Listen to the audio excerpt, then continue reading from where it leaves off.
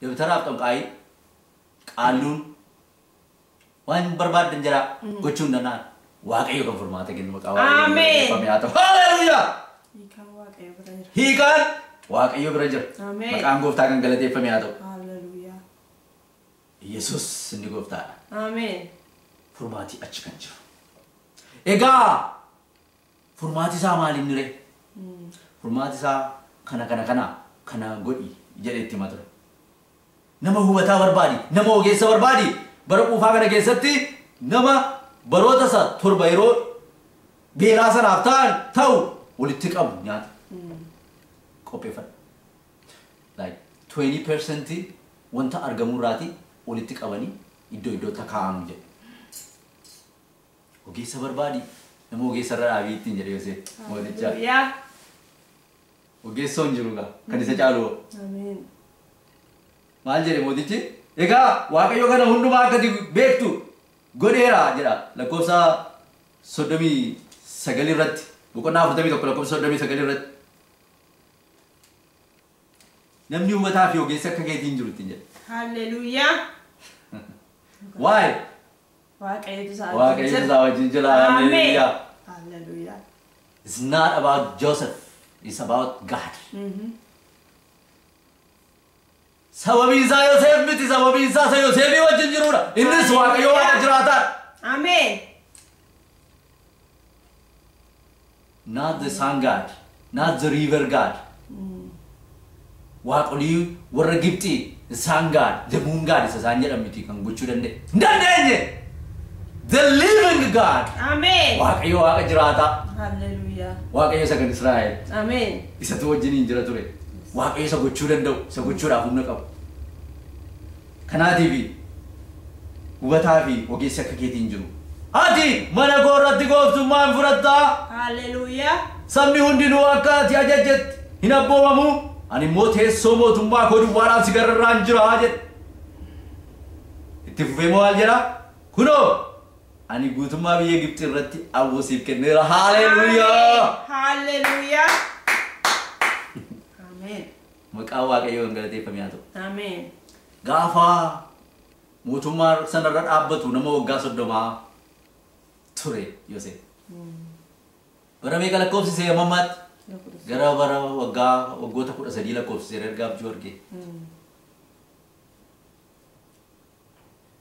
Raawwanne ammayyuu.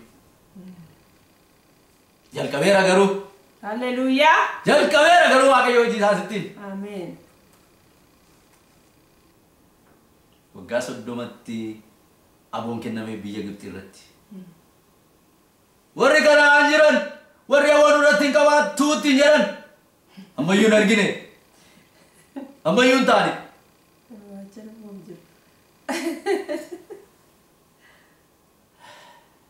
Waan inni ajaju hundumaa akka isaan godhaniif sabatti himamee jedha.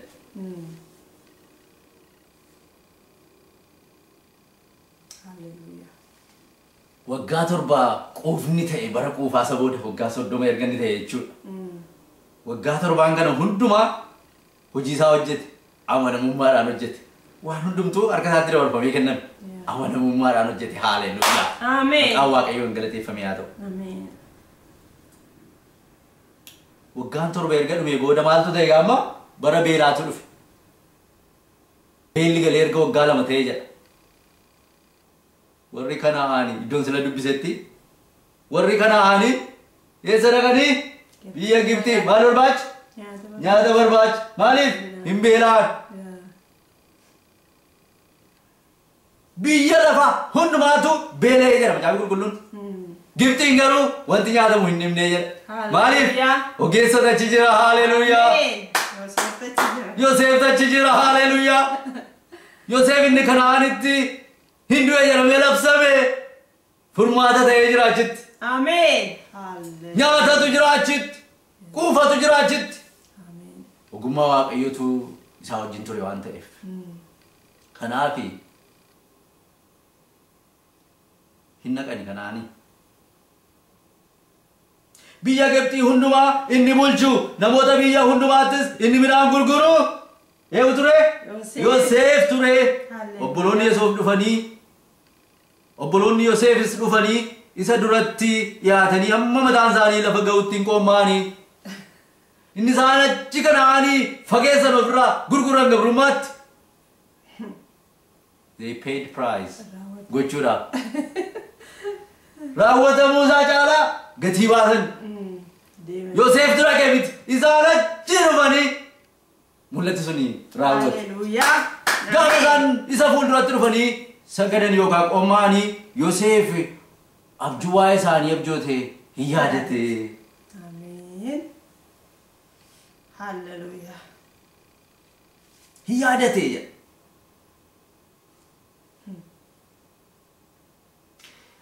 Yaada Waaqayyo akeeka Waaqayyo eenyu karaatti hambisuu hin danda'u. Amen. Gurguddoon hambisuu hin danda'an, obboloonni hambisuu hin danda'an.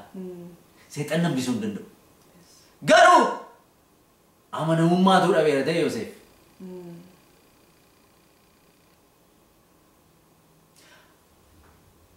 Waaqayyo akka sana isaa wajjin hojjetu ta'a.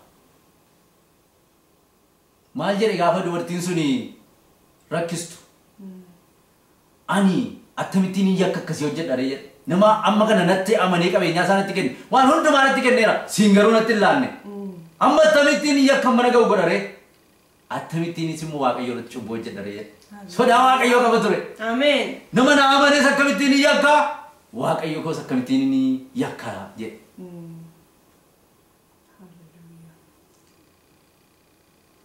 Abjuu kee mul'ata kee abjuu Waaqayyo sitti kenne. Mul'ata Waaqayyo sitti kenne ati dagattee ta'a. Waaqayyo garuu hin daganne. Amen. Karaatiin huban, karaatiin eegin, karaatiin been Waaqayyo hojjechaa jira. Hallelujah. Yoseef mana gabrummaa keessa ture. Yoseef mana hidhaa keessa ture. All of this time Waaqayyo garuu maal gochaa ture? Karaa inni hin argine, karaa inni hubachaa hin jirre hojjechaa ture. Maqaan Gooftaan galateeffame haa ta'u. Abjuun kee hin raawwata. Amen.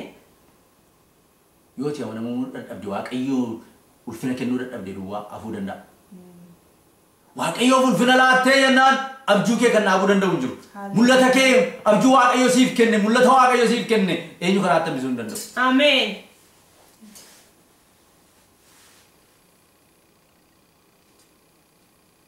Hangafoonni hafuuraan hangafoota kan taatan warra isin booda kaa'an warra isin booda dibaman irratti hin ka'inaa ittiin hin haafinaa. Ruben, Yihudaa maal taatan? Sodaa Waaqayyoon qaban turan. Seenaa isaanii yoo ilaaltan Ruben nama saajjatoo abbaa isaa wajjin siree abbaa isaatiitti ol ba'eedhaa jedhama Macaafa Qulqulluun. Yihudaa yoo seenaa isaa ilaaltan haadha manaa mucaa isaatii wajjin nama ejjeedhaa jedha Macaafa Qulqulluun. Hangafoonni maal ta'an asitti? Hafuuraan hangafoota kan taatan Gooftaan isin haa eebbisu. Warra isin boodaa warra akka Yoseefiin jajjabeessaa. Hollatti hin darbatinaa.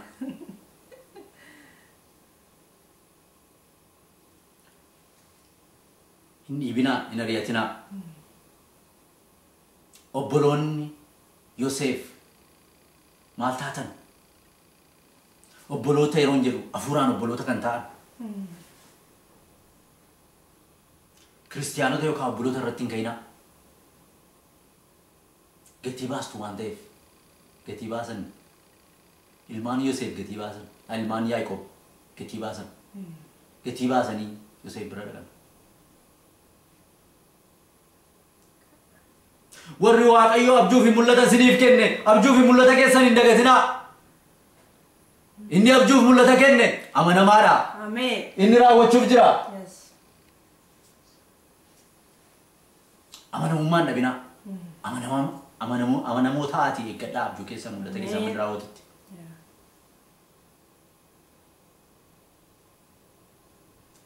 Kan baay'ee nama dhibu iddoo kanatti erga dhaqanii booda Waaqayyo akka isaaniif eebba ta'uu godhe.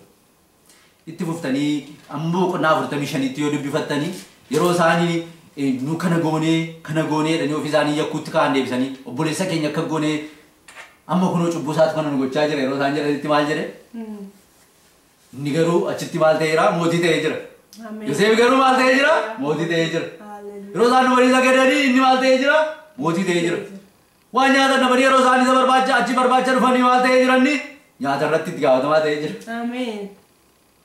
waan nyaatamu isaaniif dhiyeesse waan nyaatamu isaaniif kenne waan dhugamu isaaniif kenne iddoo isaaniif qopheesse sodaa waaqayyoo qaba ijaa baafachuu mini hojiinsaa isaaniif eebba ta'u haleluuyaa namatti tolu isaaniif eebba ta'e kan isaan nyaatan isaan dhugan erga baranii boodallee nutu kana godhe kunoo asii as geenye akka isaan hin jenneef kireeditiin isaa kan isaanii miti yaadi isaanii balleessuuf malee mootiidhaaf miti kan isaan asitti argan yaadni isaanii gabrummaatti dabarsuudha malee mootummaa mootii akka inni ta'uuf miti kan isaan argan kanaaf kireeditii isaa yoo kenna Yoseef waaqayyoof kenna eenyutu kana godhe isin miti jedhe waaqayyootu kana godhe isiniif akka eebba ta'uuf kana godhe jedhe maqaa waaqayyoo nama waaqayyoo nama sodaa waaqayyoo qabu nama waaqayyoof ulfina kennu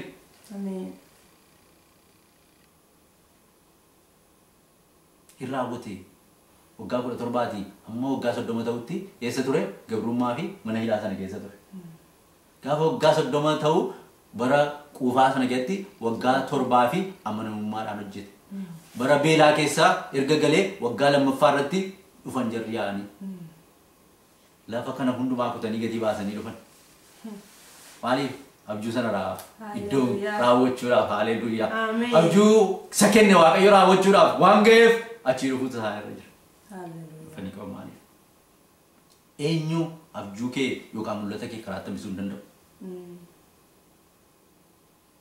haalli hin fakkaatu ta'a haalli ati keessa jirtu hin fakkaatu ta'a maal akkamittiin ta'uu danda'a jechuu dandeessa ta'a abjuu kaleessa sitti himame mul'ata kaleessa siif kenname mul'ata baroota dura siif kenname kanatti abdii kutatte kanatti dagatte waaqayyoo hojjechuutti jira ameen haleluuyaa inni abdii kenne inni abjuu kenne inni mul'ata kenne inni abdii kenne amanamaadha haleluuyaa inni waaqayyo keenya ameen waaqayyo isa jiraata the living God ameen waaqayyo isa nageenya miti waaqayyo isa argine miti waaqayyo isa hubanne miti waaqayyo isa beekne miti waaqayyo du'aa miti haleluuyaa taasa barbaraan moo jiraata ameen inni waaqayyo sinu arga yes abjuun koo abjuun keenya mul'ati keenya abjuun kee mul'anni kee raawwatamuuf qaba ameen waaqayyotu jedhe waan ta'eef waa waaqayyo jedhe eenyu hambisuu hin danda'u ameen gurguddoonni hambisuu hin danda'u warra ati jarra kaa'attee jirtu warra ati abdattee turte warri si duraa hambisuuf yoo yaadan hin danda'an warri xixinnayyoon yoo hambisuudhaaf yaadan hin danda'an seexan hin danda'u eenyuyyuu hin danda'u amanamii jiraata maqaa waaqayyoo galateeffamee haa ta'u ameen haleluuyaa inni abdii kenne inni mul'ata kenne inni abjuu kenne amanamaadha waaqayyo waaqi keenya maqaa waaqayyo kana eebbifamee haa ta'u har'as kakuu qabnu abdii qabnu mul'ata qabnu qabanne waaqayyo wajjiniin daandii waaqayyo nu argisiisa irra deemuun nurra jira abdii kutachuun feetu adeemsa jireenya keenyaa keessatti adeemsa tajaajila keenyaa keessatti waan abdii nama kutachiisu jiraachuu danda'a garuu waaqayyo isa dubbate isa kakate iddoodhaan ga'uuf waaqa amanamaa waanta ta'eef inni abdii kenne amanamaadha waanta ta'eef abdiidhaan eeggachuutu nurra jira diinni keenya karaa nun adeemsa nun jalqabne nu dhaabuudhaaf karaa adda addaa nu lola akkuma amma dhageenye akkuma Yoosefiin lolaa ture har'as nunis nu lola obboloota keenyaan firoota keenyaan ormootaan tajaajiltootaan gurguddootaan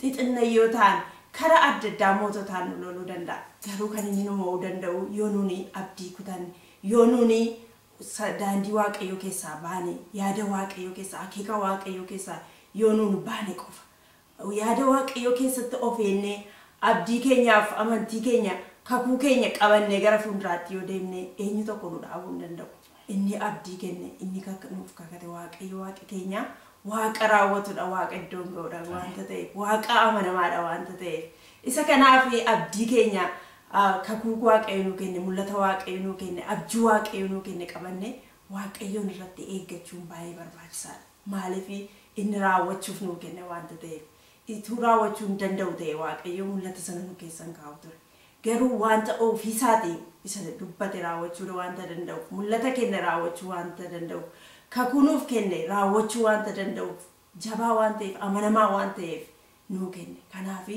amanannee nuunis waaqayyoon eeggachuutu nurra jira waaqayyo isa dubbate raawwata waaqayyo isa kakate nuuf raawwata maqaa waaqayyo